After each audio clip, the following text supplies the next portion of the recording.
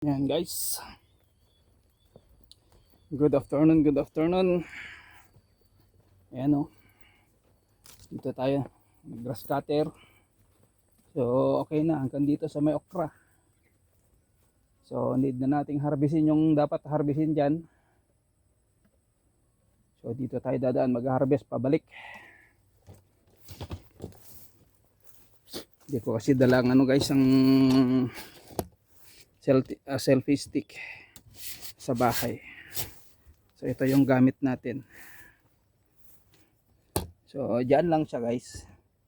So dito guys may mga bunga na yan pero hindi pa pwede. So dito yung harvestan natin. Yan. Sabay tanggal sa dahon.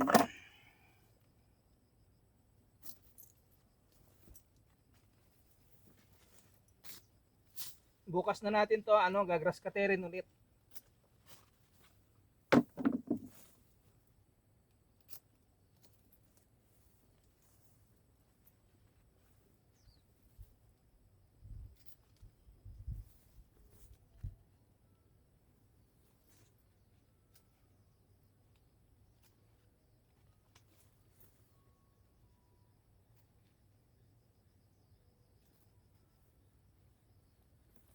Ganyan lang guys. Yung mga sanga hinahayaan ko lang. Bali bawat bunga na may kasamang dahon tinatanggalan natin ng dahon. Para mabilis tayo.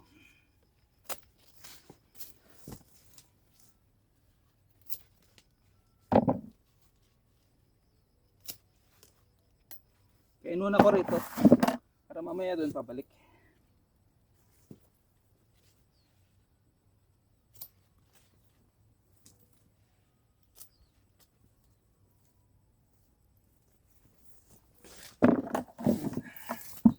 Papunta kasi tayo doon.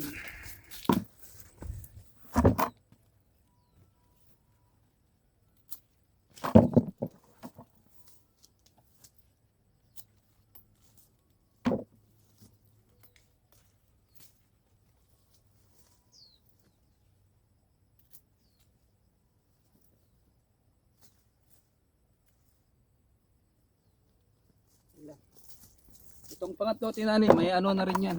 May mga bunga na rin kaya maliliit pa. Sensya na kayo ganyan talaga yung ano natin. Ayan yung bunga.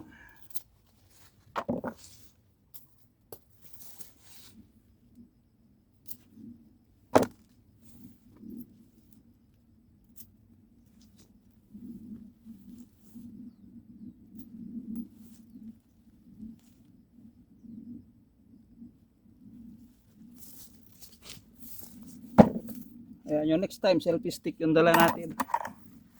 Kaya lang pag selfie stick kasi kailangan wala tayong ganito. Kaya ngayon dahil yan samantalahin ko na.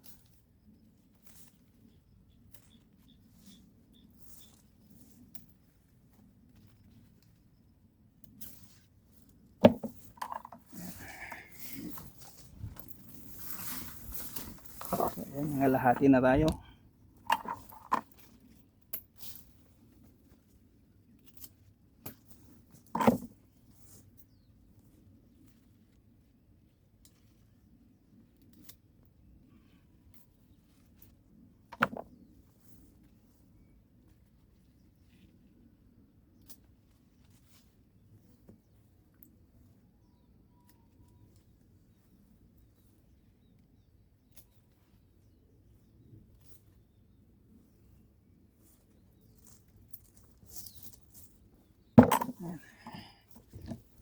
Ginagawa natin yan guys, minsan adobo, hindi lang lagi steam, minsan nilalaga naman mismo sa tubig, minsan naman steam lang talaga sa kanin, ibabaw ng kanin.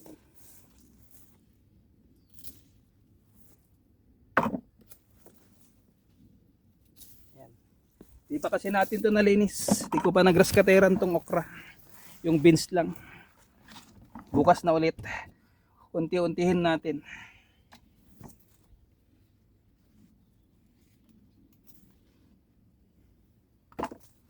Ayan, mga sangang.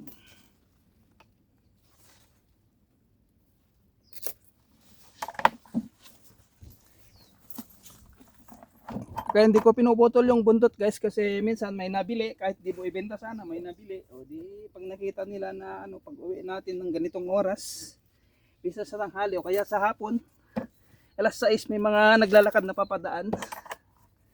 Tatanong sila anong gulay meron dyan na pwedeng ano mabili. Ganun naman yung mga naglalakad.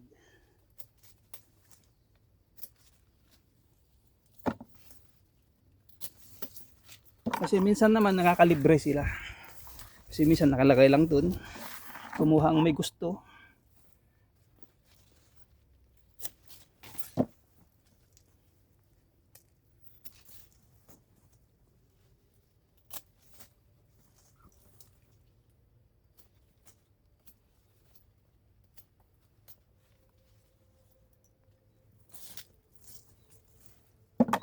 Ganun lang yung ginagawa natin dito guys.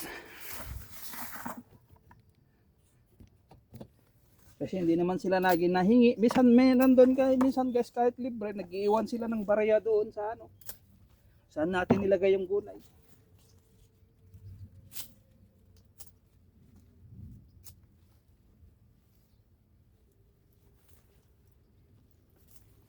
Ganun ang mga tao rito guys. Kasi kami lang bihira naman yung nagtatanim ng mga okra na ganito. Kami nga lang. Ito yung minabalak natin pang ano. Pag nag-open yung flower farm, try natin dyan ibenta.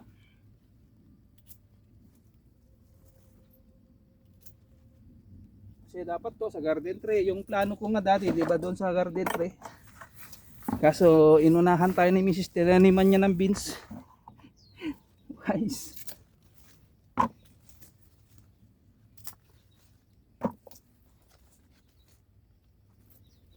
Hayaan nyo next time makita nyo na yung ano dyan sa ilalim. Medyo mataas na yan after 1 week pa o pag dyan ganyan ng camera kikita nyo na yung hina-harvest natin na bunga.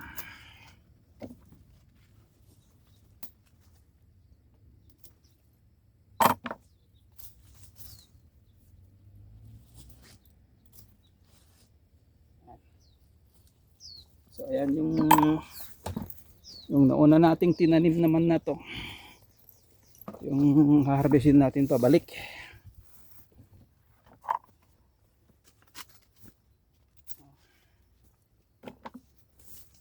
So dalawa.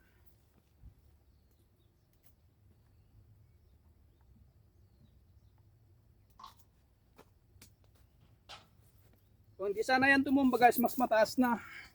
So tamang tama yung pwesto sana ng camera natin ng ganito.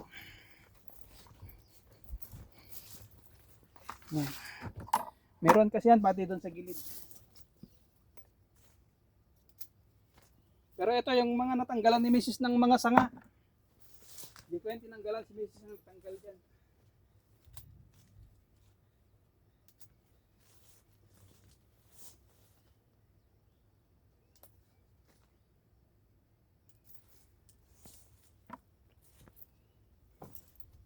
Kasi yun ang nakikita niya sa akin dati noon.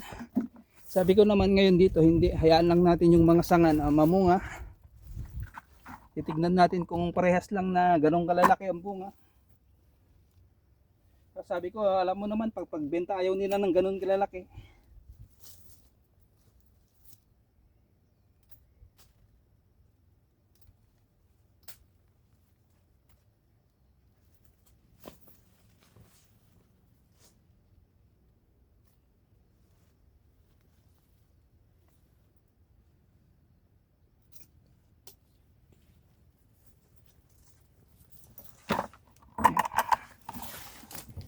So tanghalian sa kahapunan kasi ito guys.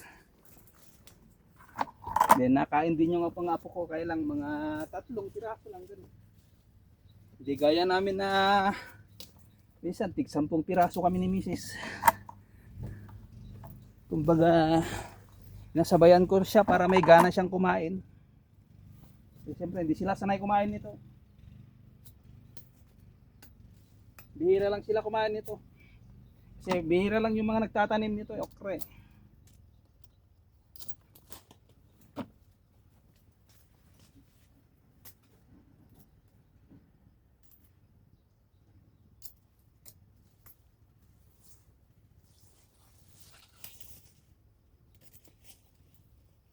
So, napansin nyo guys, wala masyadong sanga itong itong nauna kong tinanim na to kasi nga, yun nga, pinagtatanggal niya nung siyang nag-harvest. So dito sa una kong hinarvestan, siyempre nasabi ko na, so minsan, pag siya yung pumunta rito, kukuha lang. Pero everyday guys yung harvest nito, minsan siya yung nag-harvest.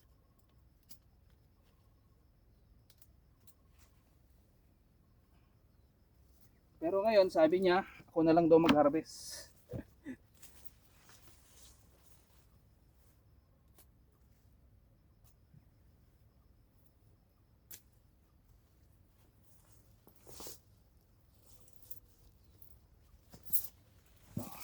Ang matapos, diyan na lang, hanggang doon.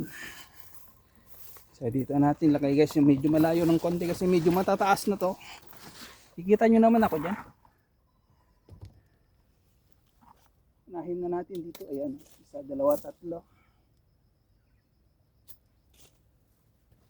Dalawa lang, pang bukas na yan.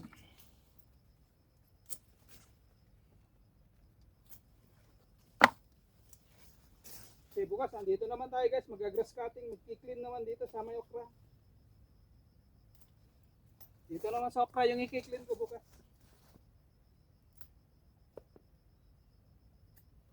Dito sa okra, doon na naman sa passion fruit. Doon sa passion fruit ang laging last. Kasi kailan lang natin nilinis. So doon naman sa unahin ko muna itong okra.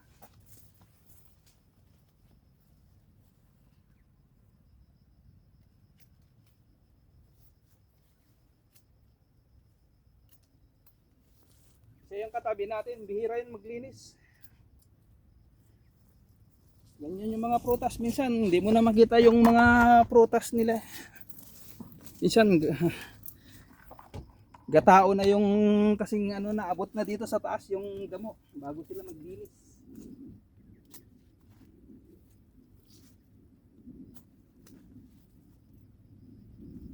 Sa na yan maglilinis, mga baka September na yan maglilinis na naman, mga 2 buwan ganun yan bago maglinis eh. Kasi pe-prepare na naman nila guys na pamumuhahin hanggang pang Chinese New Year o pang December, January. 2 beses kasi yan pamungahin nila.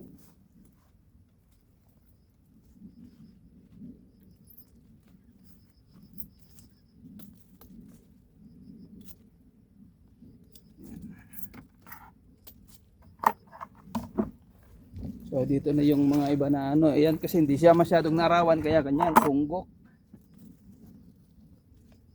Kasi dahil yan sa patani.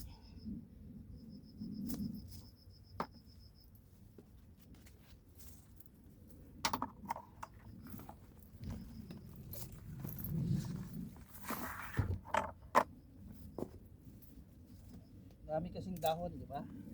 Saka mababa pa.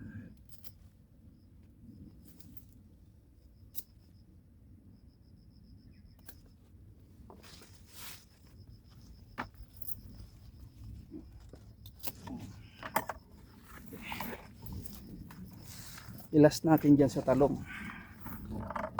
Pwede na natin kunin yung talong, mahaba na naman.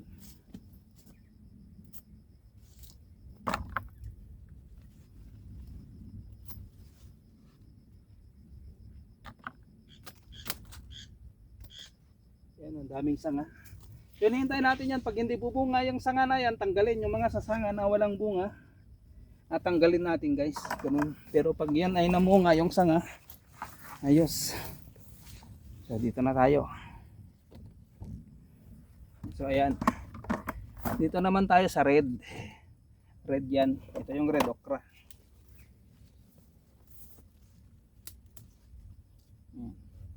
Magbawas tayo ng dahon para makita nyo.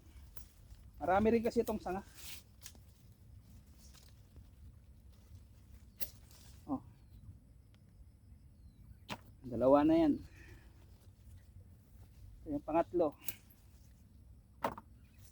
Apat. Ito, dalawa.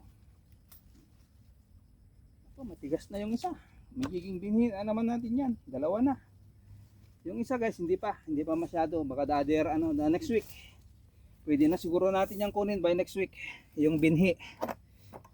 Kasi yung balak ko dyan guys, pararamihin ko yan. So maging dalawa na yung binhi natin kasi matigas na yung isa.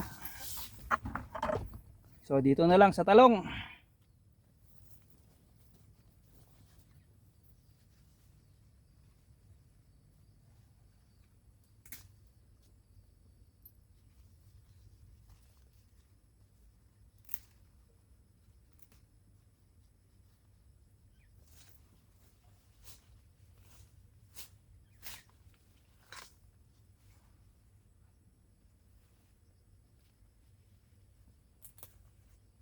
Diba?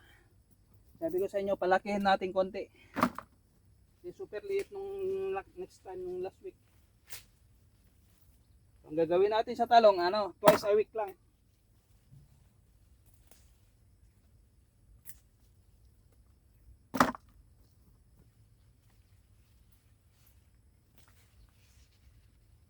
Kasi hindi sila masyadong nakain ng pakbit. Ginagawa dyan, torta, yun. Tinutorta natin guys. Kaya pinapalaki natin konti. Pag maliliit kasi sabi nung mga apo ko mapait.